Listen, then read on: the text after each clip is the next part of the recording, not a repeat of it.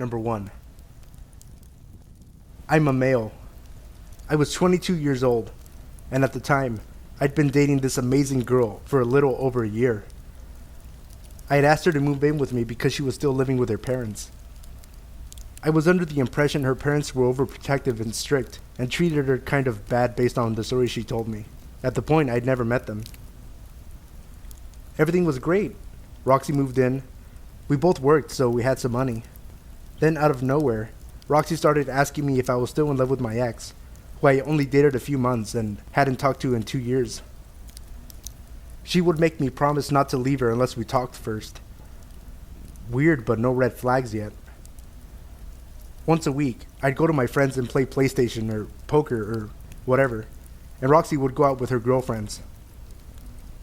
One night, I got a text asking when I'd be home. I thought she was just checking up on me, so I told her a few hours and that was that. 10 minutes later, she texts me back and says someone was looking in the windows. I race home. Nothing. But she was worked up, so I stayed up with her and comforted her and did the good boyfriend thing. The next week, I met my buddies for maybe 20 minutes and she calls. Someone is outside the house again. This time she had a friend over, and they were both freaking out. I thought maybe someone had learned my routine, so me and my buddy grabbed bats and rushed to my house. Nothing. I start asking questions, but their answers don't add up. In the end, her friend breaks down and tells me they hadn't seen someone, but they did hear them. They were so scared because there had been a guy coming into the gas station Roxy works at, stalking and harassing her and waiting outside the store all the time. I asked why she didn't tell me sooner.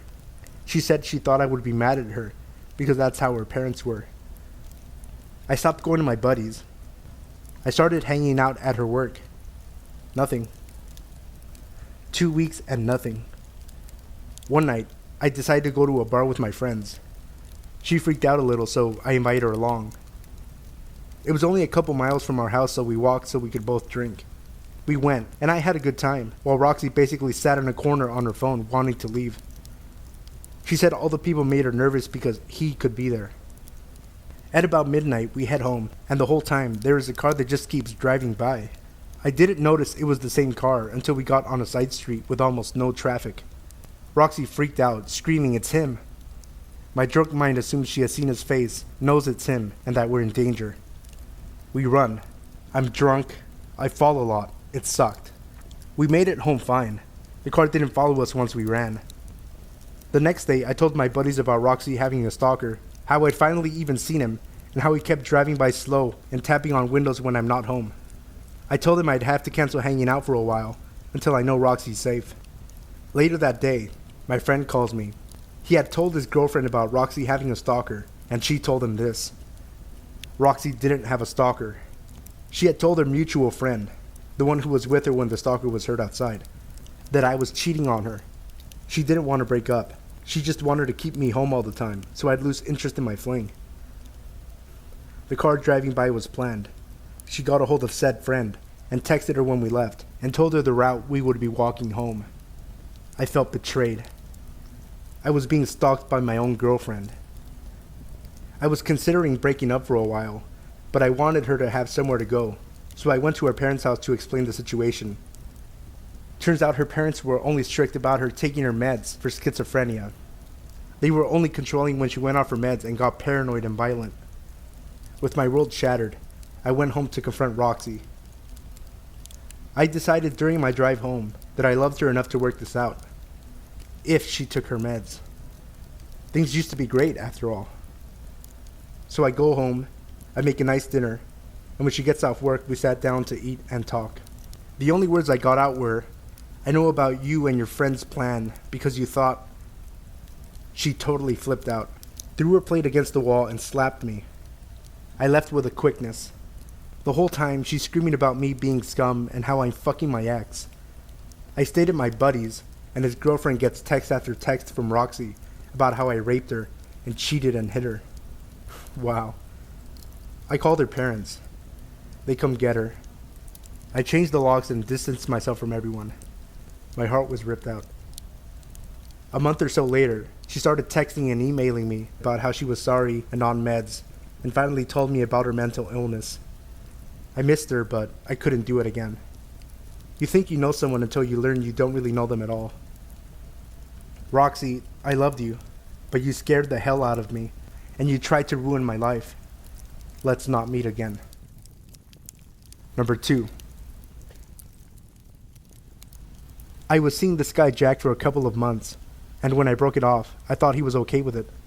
He took it well, said he'd see me around, and we went our separate ways. I lived on a dead-end street at the very end of the street. I had huge windows and knew my neighbors' cars, and I knew Jack's car. About a week after we broke up, I started to see Jack drive by my apartment and quickly pull into the back parking lot that went the whole block, parallel to the street. Sometimes I would walk outside and see his car parked at the end of the street. I once circled the block and came up to his car and asked, "What the fuck are you doing here?" His response was something along the lines of, "Just seeing if you were home." "Okay, you fucking weirdo." I went back inside. At first I let it go. I was a full-time student and worked full-time, so I hardly had time to placate a man I wasn't interested in anymore. Not to mention I was young, 19, and I for sure didn't believe or think anything bad could happen to me. After a couple of weeks, it got a little creepy, and I would find things on my car or in my mailbox from Jack. Stuffed animals, candy with notes like, "Please don't leave me," or "I'll wait." Nothing too crazy or anything that scared me. He was a good-looking guy, had a good job, and took care of himself. How dangerous could he be? Jack started showing up at my school's gym and cafeteria. He didn't go to the college, and as far as I knew, had no reason to be there. He would just watch me, and a few times, he tried to corner me to talk to me or give me a hug. This is where I started to get a little freaked.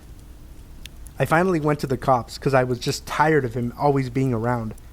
Plus, I had started seeing a new guy, and it was always awkward for me to see Jack when I was holding hands with the new guy. He hadn't actually done anything illegal, but I lived alone, and far from any good friends or family at the time, so I was a little nervous. After I went to the police, he completely changed. He would drive up and down for hours around my block. I would see him at the grocery store or the local ice cream shop, like he knew my schedule. One day, I left to go for a run like I usually do. I always went around the same time in the late afternoon and always the same route. The neighborhood I lived in connected to the Horsemen's Association. They were allowed to have horses in the city proper, so, conveniently, there was a well-maintained path for them to use to get to the forest preserve. From the start of the trail in my neighborhood to the parking lot/trailhead was about 2 miles. It went through empty fields and retention ponds. No houses or other people, but that never bothered me. So, off I go into my own world as I concentrated more on the crunch of the gravel under my feet or the fall colors starting to pop. As I closed the distance to the trailhead, there were 4 cop cars just waiting. Weird for where I lived. Very low crime and a quiet part of town. A cop stops me and asks my name. I give it and he asks me to come with them. Now I am freaked. I was shitting bricks. Finally, we get to the station and they explain everything. Jack had been picked up for loitering and suspicious behavior. I happened to live across the street from the police chief of the town, whose house sided up to the entrance of that running path. He knew about Jack as I had mentioned about a month before, that someone kept coming by and hanging about. The police had noticed Jack's car earlier in the day, and when Jack spent hours hanging around, he got suspicious. He had Jack tracked down and asked him questions. He admitted to letting them search his car. They discovered that Jack had duct tape and a bottle of chloroform. I quickly moved. Number 3. This story is not my own, but my auntie's. It's been a couple of years since she last told me this, so some of the facts may be off. For the sake of the story, I'll refer to my auntie as Jenny. Back when Jenny was a young woman in the late 70s, she worked in a shop in Sheffield. She lived quite far from where she worked, and had to walk quite a long time to get to her bus stop. Sometimes if it was late, the buses would stop running, so she would have to walk home. She was always walking. Neither of her parents drove at the time, so she had no choice but to catch a bus. Jenny finishes work at about 9 p.m. and starts to walk home. She's about 15 minutes into her walk when a man in a van pulls up next to her.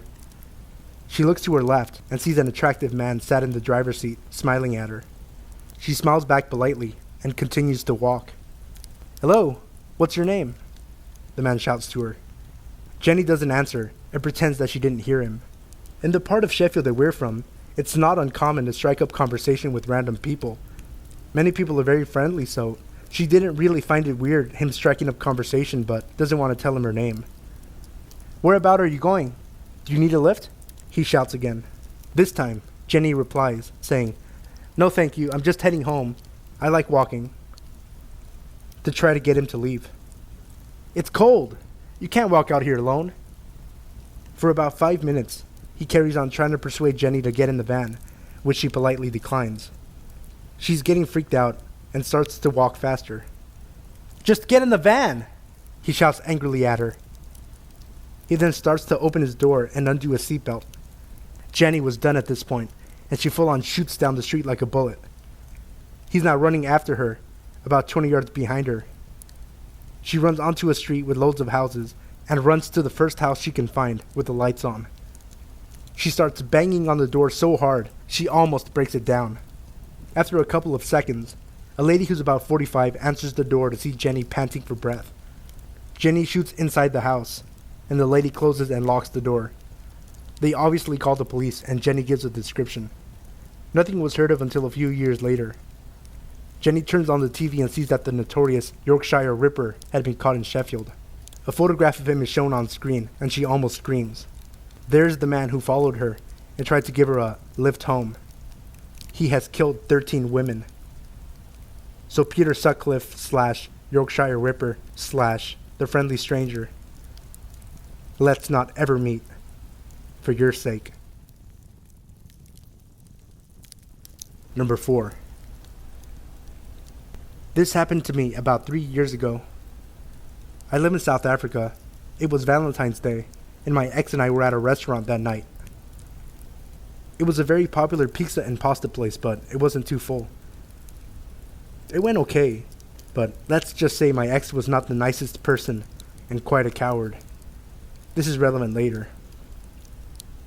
Anyway, we're leaving the pizza place, and a block ahead, a cop car is flashing their lights at us, so he stops on the side of the road, and this cop car, with 5 cops in it, pulls up next to us.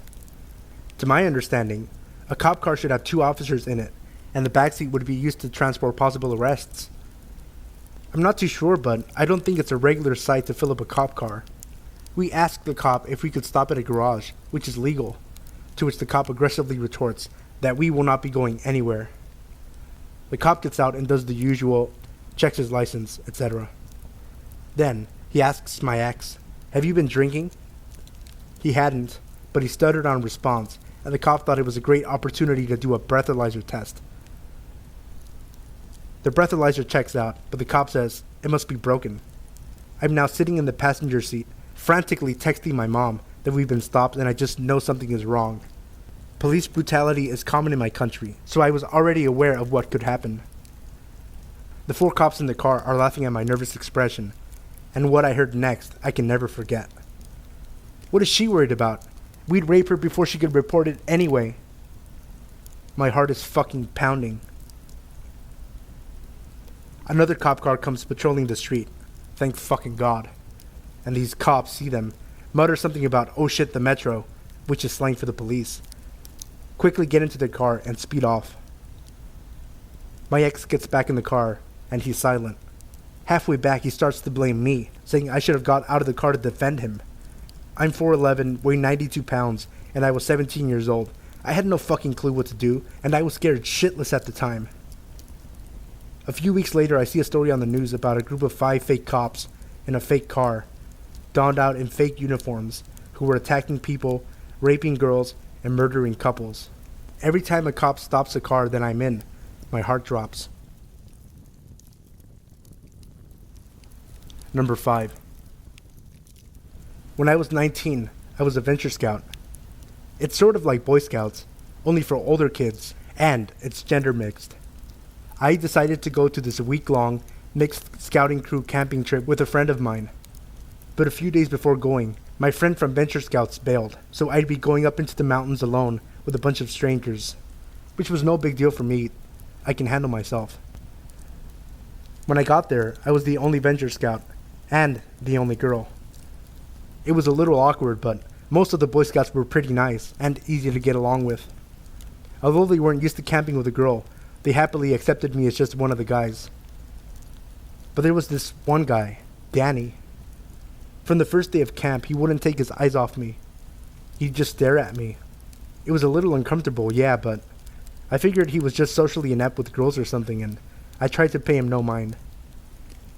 The next day, while we were hiking, we all split off into pairs, and it turned out I was paired with Danny. He looked a little too excited about the idea of hiking with me alone. His eyes always seemed a little too wide, a bit crazy looking, but he was a small guy. Spindly, unkempt hair, a little shorter than I was at 5'7". I figured I'd be able to take him out in a fight if he tried anything, so I didn't raise a fuss about it. Before settling out to the hike, he kept asking me if I needed help putting on my sunscreen. Even though I kept declining, he kept pushing the question and tried to put sunscreen on me until one of the guys told him to cut it out. While we were hiking together, he kept probing me. "How old are you?" he'd ask. 19, almost 20, I'd reply. Don't lie. You must be 14 or something. You're so innocent. Young, innocent girls are always the cutest. He kept asking innocent enough questions, like where I lived, if I had siblings, what my favorite color was. But he then started asking me if I'd ever heard of BDSM. I was taken aback by this and was more than a little uncomfortable, so I'd pretend to not know what he was talking about, all the while trying to give as many cues as possible for him to drop the subject. But he then started going on about what BDSM was, about tying girls up, about hitting them and burning them. At this point, I was freaking out a little bit, but keeping my cool. I didn't want to show him my distress, any chinks in my armor, as I knew he'd probably get off on making me squirm. The only thought I had was, what the fuck? Seriously, what the fuck? Then, he started complimenting my skin. "You don't see a lot of girls with pale skin. Do you use moisturizer?" he'd ask, attempting to touch my hand. But I kept my arms close to me, held fast to my backpack. I was incredibly tense, and every muscle in my body was screaming. I sorely regretted wearing a tank top, as I could feel his eyes on me. He started telling me how pale skin is beautiful, since you can see the rope burns and the bruises better. The way he said it sent chills down my spine, and the anxious knots forming in my stomach grew tighter. He asked if I was a virgin. Then he asked me if I fantasized about rape, and if I'd like to try out rape play. Wide-eyed in disbelief, I turned my gaze away from the dirt path and looked at him. He was smiling. A creepy, childish sort of smile that was just chilling. I kept silent and quickened my pace. He felt too close, far too close. I wanted to run. He could probably see the fear in me at this point. There was no hiding it. But then, I saw that another pair of scouts were ahead of us. I ran to them, telling them that the four of us should group up and go together. At first they declined, saying that we're supposed to be going in groups of 2, but upon seeing how panicked and distressed I was, the 2 guys changed their minds, looking confusedly at Danny, who was silently glaring at them. I was just glad that someone else other than Danny was there. The 4 of us went up the mountain, and I tried to keep close to the other 2 boys, and as far away from Danny as possible. Upon reaching the end of the trail, and regrouping with the others, the 2 Boy Scouts offered to switch partners to descend the mountain path. Danny looked downright upset, angry even. He was looking at me as if he were betrayed, but I didn't care if it pissed him off. I accepted the offer of switching partners, and was able to get back to camp in relative peace. On the way down, the Boy Scout I was with asked me if Danny was bothering me or something. I lied and said he wasn't bothering me too much. After all, I was 19. I thought it would be pathetic to get so distressed about some weird 15-year-old kid. I figured that so long as I stuck with the other guys, I'd be fine. But then, that night, I was alone in my tent. Everyone else got to sleep in pairs of 2 or 3, but since I was the only girl, I had to be alone in my tent. It's always a little creepy being alone and isolated in the forest, away from everyone else. The scoutmasters insisted my tent be far away from the boys' tents so that they wouldn't bother me, but it only put me in a more vulnerable, isolated position. I sorely wished I'd been closer to the protection of the rest of the group. Late at night, I heard rustling outside. I figured it was just a deer or an elk or something, as it usually was, and went back to sleep. But then I heard my tent opening. Opening my eyes, I peeked through the crack in my sleeping bag to see what it was, and there, I saw the white of an eye looking back at me. Looking through the opening of my small tent. It was Danny, staring at me. I froze, holding my breath.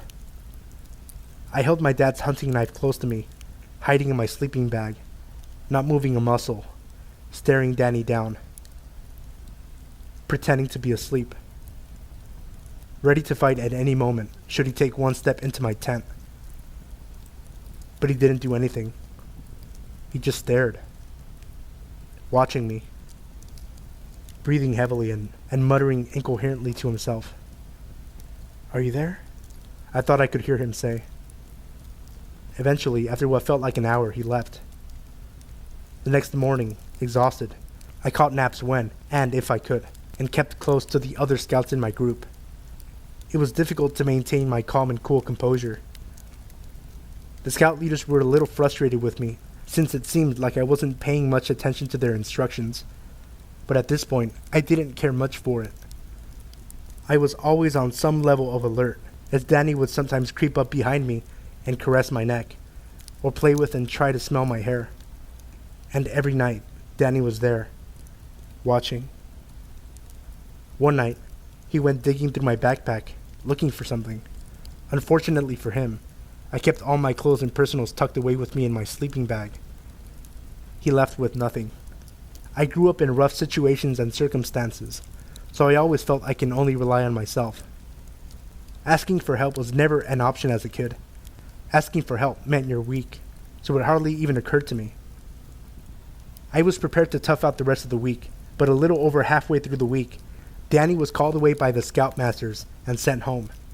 I got the feeling that the Boy Scout that helped me before saw what he was doing and sent in a complaint about him to the staff. While everyone else was confused and happily saying bye, he just crossed his arms firmly and stared as Danny left. Danny looked so bewildered and confused by it all, like he didn't understand what he did to deserve being kicked out of camp. It was so strange. I tried my best to forget about it, and the rest of the week went off without a hitch. But the more I think back on it, the more I realize how damn freaky and bizarre that kid really was. I fear he may end up being some kind of serial rapist or something when he grows up. All I know for certain is that he was very disturbed. I'm just glad my dad told me to take his hunting knife in with me, even though knives weren't allowed at this camp. My father insisted I keep it for protection, and I don't regret it.